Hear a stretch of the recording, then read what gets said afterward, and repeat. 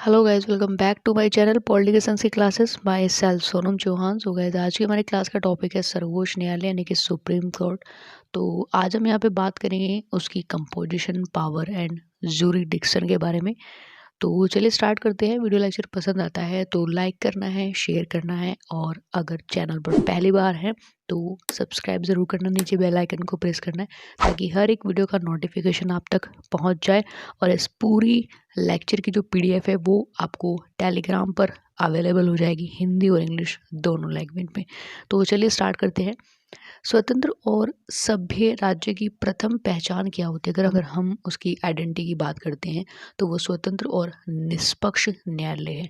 कोई भी समाज बिना विधानमंडल के रह सकता है, लेकिन किसी ऐसे सभ्य राज्य की कल्पना नहीं की जा सकती जिसमें न्यायपालिका की कोई भी व्यवस्था न हो। ये अब देख लेते हैं यहाँ पे सर्वोच्च न्यायालय का गठन यानी कि उसकी जो कंपोजिशन है, किस तरीके से उसका गठन किया गया। तो मूल रूप से सर्वोच्च न्यायालय के लिए मुख्य न्यायाधीश तथा 7 अन्य न्यायाधीशों की व्यवस्था की गई थी, और संविधान के द्वारा सर्वोच्च न्यायालय के न्यायाधीशों की संख्या, सर्वोच्च न्यायालय का क्षेत्राधिकार, न्यायाधीशों का वेतन और सेवा शर्तें निश्चित करने का अधिकार संसद को दिया गया। संसद के द्वारा समय समय पर कानून में संशोधन कर सर्वोच्च न्यायालय के न्यायाधीशों की संख्या में वृद्धि की गई। अब यहाँ पे एक छोटी सी इन्फॉर्मेशन हम आपको यहाँ पे बता देते हैं कि जैसे ही आप सुप्रीम कोर्ट को स्टडी करके अपना कंप्लीट करते हो तो इसी के साथ साथ आपका हाई कोर्ट भी इसी के साथ तैयार हो जाता है। बिकॉज अगर हम हाई कोर्ट की यही सारी चीज़ें पढ़ेंगे तो कहीं ना कहीं इसको बहुत ज़्यादा इसमें सिमिलैरिटीज़ देखने को मिलती है। बिकॉज हम क्वालिफिकेशंस की बात करें, जज की क्वालिफिकेशन की बात करें, गठन की बात करें, या बाकी की जो महाभियोगी इम्पीचमेंट का प्रोसेस है उसकी बात करें, कार्यकाल की बात करें, तो कहीं न कहीं ये बहुत ज़्यादा सिमिलर हैं, मिले हुए हैं। एक ही तरह इनका काम करने का प्रोसीजर है। इनके अगर हम पावर की फंक्शंस, कार्य, क्षेत्राधिकार की बात करते हैं तो एज़ इट इज़ आपको वही पॉइंट वहाँ पर भी देखने को मिलेंगे जो कि आप सुप्रीम कोर्ट में पढ़ेंगे। तो आपको सुप्रीम कोर्ट या हाई कोर्ट में से किसी भी एक को बहुत ही अच्छी तरीके से रीड कर लेना है। चाहे आप सुप्रीम कोर्ट को पढ़ लें, चाहे आप हाई कोर्ट को पढ़ लें। तो दूसरा आपके लिए तैयार हो जाएगा। बस थोड़ा सा डिफरेंट होता है यहाँ पे एज को लेकर के, यानी कि जो सुप्रीम कोर्ट के जज होते हैं या हाई कोर्ट के जज होते हैं उनकी एज में थोड़ा डिफरेंट होता है। रिटायरमेंट की जो एज रखी गई है, हालांकि हाई कोर्ट की जो एज है वो बढ़ा दी गई, 62 से 65 कर दी गई है। बट कुछ डिफरेंट यहाँ पे देखने को मिलता है टर्म्स को लेकर के और बाकी चीज़ों को लेकर के। तो आपके लिए ये काफ़ी ज़्यादा बेनिफिट हो जाता है कि एक चीज़ आपने तैयार की, उसके साथ साथ आपकी दूसरी जो चीज़ है इससे रिलेटेड वो तैयार हो चुकी है। आइए अब नेक्स्ट हम बात करते हैं न्यायाधीशों की नियुक्ति के संबंध में। उसका क्या प्रोसेस है, क्या प्रक्रिया है। तो संविधान के अनुच्छेद 124 में ये व्यवस्था है कि सर्वोच्च न्यायालय के मुख्य न्यायाधीश के अलावा इस न्यायालय के अन्य न्यायाधीश और हाई कोर्ट के जितने भी न्यायाधीश होंगे उनकी नियुक्ति में राष्ट्रपति भारत के मुख्य न्यायाधीश से परामर्श अवश्य ही लेगा। इस बात को लेकर विवाद था कि क्या राष्ट्रपति अकेले मुख्य न्यायाधीश के परामर्श को मानने के लिए बाध्य है। इस विवाद के निराकरण हेतु राष्ट्रपति द्वारा जुलाई 1998 में एक संदर्भ यानी कि एक रेफरेंस सुप्रीम कोर्ट को भेजा गया, और इस रेफरेंस पर सुप्रीम कोर्ट के द्वारा 28 अक्टूबर 1998 को दिए गए निर्णय के आधार पर सर्वोच्च न्यायालय तथा उच्च न्यायालय यानी कि सुप्रीम कोर्ट और हाई कोर्ट के न्यायाधीशों की नियुक्ति की जो भी प्रक्रिया है, जो भी प्रोसेस है, अब इस प्रकार यहाँ पे रखा गया जैसे कि राष्ट्रपति द्वारा ये नियुक्तियाँ सुप्रीम कोर्ट से प्राप्त परामर्श के आधार पर की जाएंगी। तो सुप्रीम कोर्ट के चीफ जस्टिस इस प्रसंग में, इस रेफरेंस में राष्ट्रपति को परामर्श देने से पहले 4 वरिष्ठतम न्यायाधीशों के समूह से परामर्श प्राप्त करेंगे, और न्यायाधीशों से प्राप्त परामर्श के आधार पर ही राष्ट्रपति को परामर्श देंगे। तो इस तरीके से जो न्यायाधीशों की नियुक्ति है वो इस तरीके से रखी गई कि पहले वो 4 वरिष्ठ न्यायाधीशों से उसकी मतलब जो है वो परामर्श लेंगे, उसके बाद फाइनल राष्ट्रपति के पास उसको भेजा जाएगा। तो अब नेक्स्ट हम बात करेंगे यहाँ पे न्यायाधीशों की योग्यताओं के बारे में, यानी कि क्वालिफिकेशंस फॉर द जज। तो एक नॉर्मल सी क्वालिफिकेशन तो हर ही पोस्ट के लिए मानी जाती है, जैसे हम पिछले काफ़ी टाइम से हम पढ़ते आ रहे विधानसभा, लोकसभा, राज्यसभा। तो एक क्वालिफिकेशन आपने वहाँ पे नोटिस की होगी कि वह भारत का नागरिक हो।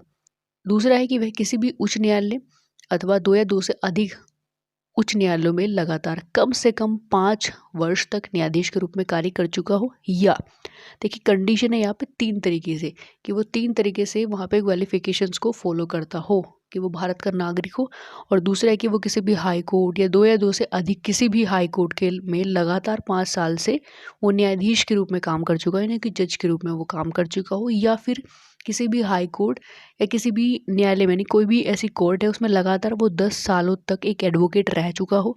और तीसरी इसी से रिलेटेड एक कंडीशन है कि या तो वो 10 साल तक एडवोकेट हो, या 5 साल तक किसी भी हाई कोर्ट में जज के रूप में काम किया हो, या फिर एंड लास्ट है कि राष्ट्रपति के विचार में एक पारंगत विधिवेत्ता हो। लास्ट में यानी कि यहाँ पे राष्ट्रपति के पास ये पावर हो जाती है कि अगर उसकी नज़रों में कोई ऐसा व्यक्ति है जो वाकई में विधिवेत्ता का मतलब होता है लीगल, जिसे लॉ की बहुत ज़्यादा नॉलेज, जैसे कानून का बहुत ज़्यादा ज्ञान है, तो ऐसे व्यक्ति को राष्ट्रपति न्यायाधीश के रूप में नियुक्त कर सकता है। संविधान में स्पष्ट रूप से लिखित है कि सर्वोच्च न्यायालय का कोई भी न्यायाधीश भारत राज्य क्षेत्र में किसी भी न्यायालय या अन्य किसी पदाधिकारी के न्यायालय में वकालत नहीं कर सकता है, और न वह किसी न्यायालय में किसी अन्य रूप में कार्य कर सकता है। अब आप खुद सोच करके देखिए, किसी भी सुप्रीम कोर्ट में काम करने वाले अगर कोई जज होगा तो वो उससे नीचे कभी भी यानी अपने अधीन किसी भी न्यायालय में किसी भी तरह का काम नहीं कर सकता, या तो हम कहें कि उसकी एक ऐसी इमेज क्रिएट हो चुकी है कि अब वो नीचे कभी भी कुछ काम नहीं कर पाएगा। और वैसे भी कॉन्स्टिट्यूशन में लिखा हुआ है कि जो भी सुप्रीम कोर्ट का कोई भी जज होगा वो भारत राज्य क्षेत्र में किसी भी न्यायालय में या किसी भी पदाधिकारी के अधीन या उसके साथ में किसी भी न्यायालय में किसी भी तरह का वर्क यानी कि कार्य नहीं कर सकेगा। अब नेक्स्ट हम बात करते हैं यहाँ पे कार्यकाल तथा महाभियोग यानी कि टर्म्स एंड इम्पीचमेंट। तो सर्वोच्च न्यायालय के न्यायाधीश की सेवानिवृत्ति की आयु जो है वो 65 वर्ष है। लेकिन अगर हम यूएसए जैसे कंट्री की बात करते हैं तो वहाँ पे आजीवन कार्यकाल की व्यवस्था की गई है, लेकिन फिर भी वर्तमान व्यवस्था जो है वो प्रैक्टिकली देखें तो हमारे भारत में कुछ ऐसी नहीं है, क्योंकि भारत में औसत आयु को देखते हुए 65 वर्ष की आयु बहुत होती है। और इसके अलावा संविधान के अनुच्छेद 128 में किसी सेवानिवृत्त न्यायाधीश की नियुक्ति करने की भी विशेष व्यवस्था की गई है। तो इस अवस्था से पहले वह स्वयं भी त्यागपत्र दे सकता है, और इसके अलावा सुप्रीम कोर्ट के किसी भी न्यायाधीश को उसके पद से केवल प्रमाणित दुर्व्यवहार यानी कि मिसबिहेवियर या फिर इनकैपेबिलिटी के आधार पर ही हटाया जा सकता है। इस प्रकार के महाभियोग की कार्यविधि निश्चित करने का अधिकार संसद को प्राप्त है, और कार्यविधि चाहे जो हो यानी कि जो भी इसका प्रोसेस है, लेकिन संसद के दोनों सदनों को अलग अलग अपने कुल सदस्यों की संख्या के बहुमत और उपस्थित तथा मतदान करने वाले जो भी सदस्य होंगे उनके 2/3 बहुमत से प्रस्ताव पास करना होगा, और यही प्रस्ताव राष्ट्रपति को फिर भेजा जाएगा। इसके बाद राष्ट्रपति उस न्यायाधीश को पद से हटाने के लिए आदेश जारी कर सकते हैं। तो इस संबंध में आवश्यक है कि न्यायाधीश के विरुद्ध जो महाभियोग का प्रस्ताव एक ही सत्र में स्वीकार होना चाहिए, यानी कि जो एक ही सेशन चल रहा है उसी में वो एक्सेप्ट होना चाहिए, और न्यायाधीश को अपने पक्ष के समर्थन और उसकी पैरवी का पूरा अवसर दिया जाना चाहिए। और एक इन्फॉर्मेशन की बात यहाँ पे ये है कि जब तक उस पर महाभियोग की प्रक्रिया चलेगी, यानी कि जब तक वो प्रोसेस कंप्लीट नहीं होगा तब तक वो वहाँ पे जज के रूप में कार्यरत है। लेकिन जैसे ही वो प्रोसेस कंप्लीट होता है और वो पास हो जाता है, इस टाइम के बाद में अब उसको अपना पद छोड़ना पड़ेगा। यहाँ पे बात करते हैं कि ऐसा कौन सा न्यायाधीश है जिसमें अगर हम भारत की बात करते हैं तो वो सबसे पहले इम्पीचमेंट उनके ऊपर लगाया गया। भारत में कभी किसी भी मुख्य न्यायाधीश पर महाभियोग नहीं चलाया गया। सुप्रीम कोर्ट के मुख्य न्यायाधीश दीपक मिश्रा के खिलाफ 2018 में राज्यसभा में कांग्रेस के नेतृत्व में 6 अन्य विपक्षी पार्टियों द्वारा देश के मुख्य न्यायाधीश दीपक मिश्रा के खिलाफ महाभियोग प्रस्ताव लाया गया था, जिसे उपराष्ट्रपति वेंकैया नायडू ने खारिज कर दिया। और भारतीय न्यायपालिका के इतिहास में यह पहली बार था जब सुप्रीम कोर्ट के मुख्य न्यायाधीश के खिलाफ किसी सदन में महाभियोग प्रस्ताव लाने के लिए नोटिस दिया गया था। तो आपको यहाँ पे पता होना चाहिए कि इंडिया में कभी भी किसी भी जज को महाभियोग लगाकर हटाया नहीं गया है, ना किसी पर लगाया गया है। प्रस्ताव को रखना, उस प्रक्रिया को स्टार्ट करना और पास होने में काफ़ी ज़्यादा डिफरेंट है। तो इंडिया में इस तरह की चीज़ें नहीं हुई हैं। अब बात करते हैं यहाँ पे उनके वेतन भत्ते और सेवा शर्तों के बारे में, यानी कि salary allowances and service condition. तो सुप्रीम कोर्ट के न्यायाधीशों को ऐसे वेतन दिए जाएंगे जो संसद विधि द्वारा निर्धारित करें। हाई कोर्ट और सुप्रीम कोर्ट के न्यायाधीश सेवा शर्त संशोधन विधेयक 2016 के आधार पर इन न्यायाधीशों के वेतन में कुछ आवश्यक सुधार किया गया है। सुप्रीम कोर्ट के मुख्य न्यायाधीश के लिए 2,80,000 मासिक तथा अन्य न्यायाधीशों के लिए 2,50,000 मासिक वेतन निर्धारित किया गया है। तो न्यायाधीशों को यह संशोधित वेतन जो है वो 1 जनवरी 2016 से दे, यानी कि 1 जनवरी 2016 से ये लागू हुआ है। जिस भी संशोधन की हम बात करते हैं 2016 संशोधन के आधार पर जो उनका पेमेंट स्केल वहाँ पे रखा गया है। तो इन न्यायाधीशों को मासिक भत्ता, यात्रा भत्ता, निवास सुविधा, स्टाफ कार, सीमित मात्रा में पेट्रोल या अन्य कुछ भी बहुत सारी ऐसी सुविधाएं हैं जो उनको दी जाती हैं।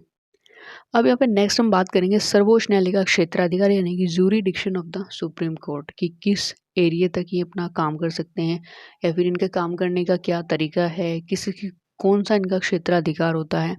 तो यहाँ पे भारत के सुप्रीम कोर्ट को काफ़ी ज़्यादा क्षेत्राधिकार प्राप्त हैं। अगर हम यहाँ पे जूरिडिक्शन की बात करते हैं तो यहाँ तक कि विश्व के अन्य किसी भी न्यायालय का क्षेत्राधिकार शायद ही इतना बड़ा हो।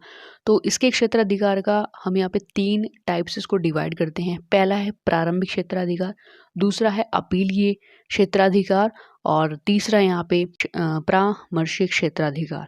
फिर यहाँ पे 3 तो मुख्य रूप से हो ही चुके हैं, लेकिन 4th यहाँ पे और 5th यहाँ पे ऐड किया गया है अभिलेख न्यायालय, यानी कि एक तरीके से ये काफ़ी इंपॉर्टेंट भी हो जाता है। और नंबर 5 है मौलिक अधिकारों का अभिरक्षक।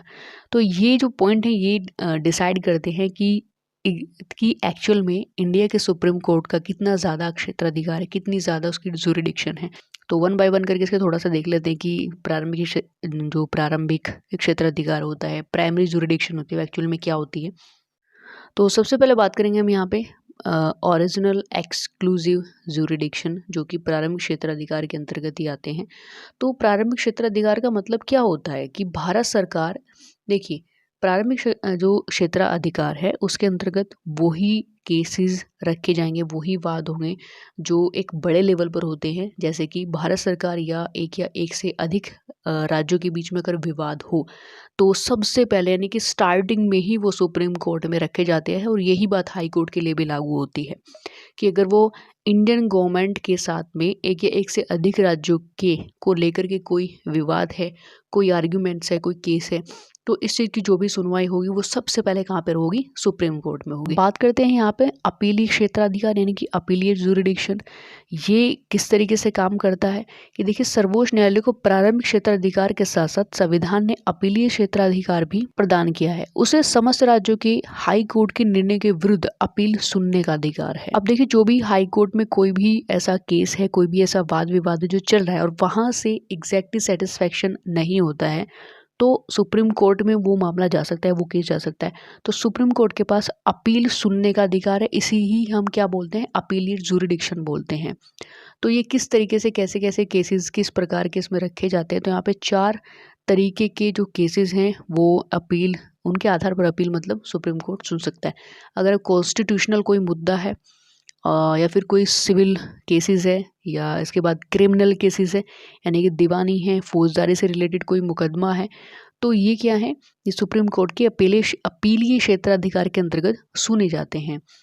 तो इस तरीके से इनको एक कुछ अपीलीय जूरिडिक्शन भी प्राप्त है। ये जिस तरीके से सुप्रीम कोर्ट को मिला हुआ है इसी तरीके से हाई कोर्ट को मिला हुआ है। बिकॉज ऑफ हाई कोर्ट पर वो सारे के सारे केसेस वहाँ पर पहुँचाए जाते हैं जो कि डिस्ट्रिक्ट कोर्ट जो भी उनके अधीन कोर्ट होते हैं वहाँ से कोई भी केस है वो शॉर्ट आउट नहीं होता है, तो उनको हाई कोर्ट में उनको ट्रांसफ़र कर देते हैं। तो हाई कोर्ट को भी अपील सुनने का अधिकार यहाँ पे दिया गया है। अब नेक्स्ट हम बात करेंगे यहाँ पे परामर्शी क्षेत्राधिकार यानी कि एडवाइजरी जूरिडिक्शन। तो संविधान ने सर्वोच्च न्यायालय को परामर्श संबंधी क्षेत्राधिकार से भी विभूषित किया है। अनुच्छेद 143 यानी कि आर्टिकल 143 के अकॉर्डिंग यदि कभी राष्ट्रपति को ऐसा प्रतीत हो कि विधि यानी कि कानून या तथ्य का कोई भी ऐसा प्रश्न पैदा हुआ है जो सार्वजनिक महत्व यानी कि पब्लिक इम्पोर्टेंस का है, पब्लिक वेलफेयर का है, तो वह उस प्रश्न पर सर्वोच्च न्यायालय का परामर्श मांग सकता है। और इस न्यायालय पर संवैधानिक दृष्टि से किसी ऐसी कोई बाध्यता नहीं है कि उसे वो परामर्श देना ही पड़ेगा। तो यहाँ पे परामर्शी यानी कि एडवाइजरी के रूप में भी सुप्रीम कोर्ट यहाँ पे अपना वर्क करता है। हालांकि कुछ ऐसी कंडीशंस हैं कि अगर राष्ट्रपति उसको बाध्य करता है किसी भी चीज़ के लिए, मतलब बाध्य नहीं बोलेंगे, अगर राष्ट्रपति कोई परामर्श मांगता है तो राष्ट्रपति सिर्फ मांग सकता है, देना या ना देना सुप्रीम कोर्ट के हाथ में होता है। ये उसे बाध्य नहीं कर सकता कि भाई सुप्रीम कोर्ट से राष्ट्रपति ने ये परामर्श मांगा है तो वो सुप्रीम कोर्ट बाध्य हो जाएगा नहीं देना ही है। नहीं, वो उनकी अपनी खुद का एक एरिया होता है कि उसमें परामर्श दे या ना दे। तो इसी तरीके से जो सुप्रीम कोर्ट है उनके पास कुछ एडवाइजरी जुरिडिक्शन के भी अधिकार होते हैं, जो समय समय पर सार्वजनिक मुद्दे होते हैं, कुछ सामाजिक महत्व के मुद्दे होते हैं, उनको सुलझाने का काम करते हैं परामर्श के आधार पर। यानी कि वो समय समय पर जो अधिकारी होते हैं उनको समय समय पर क्या देते हैं, एडवाइस देते रहते हैं। अब नेक्स्ट हम बात करते हैं यहाँ पे अभिलेख न्यायालय यानी कि कोर्ट ऑफ रिकॉर्ड। बहुत ज़्यादा इम्पोर्टेंट ये काफ़ी, मतलब अगर इस पॉइंट को देखते हैं तो काफ़ी ज़्यादा इंपॉर्टेंट होता है। कोर्ट ऑफ रिकॉर्ड का मतलब होता है, आप नॉर्मली इसको एक ऐसे तरीके से समझ सकते हैं कि जैसे भी आप टीवी वगैरह देखते हैं तो उसमें जब ये आप कोर्ट की कुछ भी ऐसी चीज़ें देखते हैं कि भाई कोई केस चल रहा है, तो वहाँ पर जो नीचे आपको बैठे दिखाई देते हैं जो भी टाइप राइटर होते हैं, उनका मतलब क्या है, वो वहाँ पे क्यों मतलब बैठे हुए हैं। मतलब ये है कि जो भी हियरिंग चल रही है, जो भी केस है, वकील क्या बोल रहा है, वहाँ पे जो कन्विक्ट है वो क्या बोल रहा है, जज ने क्या फैसला सुनाया, ओवरऑल जितने भी केसेस की हियरिंग है वो कोर्ट में रिकॉर्ड के तौर पर रखी जाती है। यानी कि उसका डॉक्यूमेंट बना करके रखा जाता है, किसने कहाँ कब क्या बोला, ये सारी चीज़ें वहाँ पर लिखी जाती है। यानी कि इसका मतलब ये है कि इन फ्यूचर कभी भी इस तरह का कोई केस आ जाता है और कन्फ्यूज़न हो जाता है कि कैसे किसी को कैसे मतलब फाइनल जो टच होता है वो कैसे देना होता है, तो इस तरह के केसेस को स्टडी करने के लिए रखा जाता है ताकि हम दोबारा से उस केस को स्टडी कर सके, या फिर दूसरे आधार पर इस तरह के जो भी प्रोसेस है उसमें जुडिशियल रिव्यू की ज़्यादा पोजीशन बन जाती है कि कभी कभी ऐसा होता है कि जुडिशियल रिव्यू के आधार पर ऐसे केसेस को रीओपन कर दिया जाता है अगर उसमें कुछ भी ऐसी प्रॉब्लम हो जाती है तो जो कोर्ट ऑफ रिकॉर्ड यानी कि अभिलेख न्यायालय होते हैं, तो बेसिकली वो आर्टिकल 129 के आधार पर सर्वोच्च न्यायालय को कुछ ये दिए गए हैं। तो बेसिकली आर्टिकल 129 के आधार पर सुप्रीम कोर्ट को प्रदान किए गए हैं। अब इसमें वो दो तरीके से काम करता है, जैसे कि इस न्यायालय के जो भी अभिलेख हैं वो सब जगह साक्षी के रूप में स्वीकार किए जाते हैं, यानी कि वो वैल्यूबल है और उन्हें किसी भी न्यायालय में प्रस्तुत किए जाने पर उनकी प्रामाणिकता के विषय में किसी भी प्रकार का संदेह नहीं किया जा सकता कि अगर कोई भी कोर्ट ऑफ रिकॉर्ड का कोई भी ऐसा मतलब केस है तो वो सुप्रीम कोर्ट से वहाँ पर निकाला गया है, तो किसी भी न्यायालय में अगर वो रखा जाएगा तो उसकी वैल्यू एक अलग होगी, वो बहुत ही ज़्यादा स्पेशल होगा, तो उस पर कहीं पर भी किसी भी प्रकार का कोई डाउट नहीं किया जा सकता। लास्ट हम यहाँ पे बात करेंगे मौलिक अधिकारों का अभिरक्षक यानी कि गार्जियन ऑफ फंडामेंटल राइट्स। तो जो भी आपके अधिकार होते हैं, फंडामेंटल राइट्स बेसिकली आपके 6 होते हैं, ठीक है। अब उनकी सुरक्षा के लिए आर्टिकल 32 के आधार पर जो सुप्रीम कोर्ट है वो आपकी जो भी फंडामेंटल राइट्स हैं उनकी सुरक्षा करता है। तो मौलिक अधिकारों को लागू करने के लिए समुचित कार्यवाही करता है ताकि किसी भी व्यक्ति का किसी भी प्रकार का जो भी मौलिक अधिकार है उसका हनन ना हो। तो वो कुछ रिट्स जारी करता है, जैसे बंदी प्रत्यक्षीकरण, परमादेश, प्रतिषेध, अधिकार प्रच्छा, उत्प्रेषण, इस तरह के रिट जारी करता है जिसके आधार पर जो भी व्यक्ति होते हैं उनके जो मौलिक अधिकार होते हैं वो सेफ गार्ड की तरह रखे जाते हैं। किसी भी व्यक्ति के अधिकारों का अतिक्रमण होने पर वह सर्वोच्च न्यायालय की सुप्रीम कोर्ट की शरण ले सकता है। तो कहीं ना कहीं जो सुप्रीम कोर्ट है वो हमारे मौलिक अधिकारों का एक अभिरक्षक के रूप में भी कार्य करता है, इनके गार्जियन के रूप में भी वो रहता है। सो गैस फाइनली ये था सुप्रीम कोर्ट का टॉपिक। आई थिंक सो ये टॉपिक आपका क्लियर आउट हुआ होगा। कोई डाउट या कोई प्रॉब्लम है तो नीचे कमेंट्स में लिख करके बता सकते हैं। और इसके बाद नेक्स्ट जो टॉपिक रह रहे हैं वो आपका हाई कोर्ट और डिस्ट्रिक्ट कोर्ट है, वो जल्द ही हम अब इसको कंप्लीट करा देंगे। तो बेसिकली आपका पूरा ही जो बुक्स है वो पूरी हो चुकी है। मेक श्योर ये वीडियो लेक्चर आपको काफ़ी ज़्यादा इन्फॉर्मेटिव लगेगा और आपकी काफ़ी ज़्यादा मतलब अगर हम एग्ज़ाम के पॉइंट ऑफ व्यू से देते हो तो काफ़ी ज़्यादा इंपॉर्टेंट है क्योंकि लॉन्ग क्वेश्चन इससे बनता ही बनता है। तो वीडियो लेक्चर पसंद आए तो लाइक करना है, शेयर करना है और चैनल पर पहली बार अटेंड कर रहे हैं क्लासेस को तो सब्सक्राइब ज़रूर करना, नीचे बेल आइकन को प्रेस करना ताकि हर एक वीडियो का नोटिफिकेशन आप तक पहुंचता रहे। और अभी तक अटेंड नहीं किए क्लासेस तो बाकी सारी क्लासेस पीछे आपको मिल जाएंगी, नीचे डिस्क्रिप्शन में क्लास सीरीज का लिंक मिल जाएगा आपको। उसका चैप्टर 1 से लेकर के लास्ट चैप्टर तक हमने सारे टॉपिक कवर किए हुए हैं। तो मिलते हैं नेक्स्ट वीडियो लेक्चर में। Thank you. जय हिंद, जय भारत।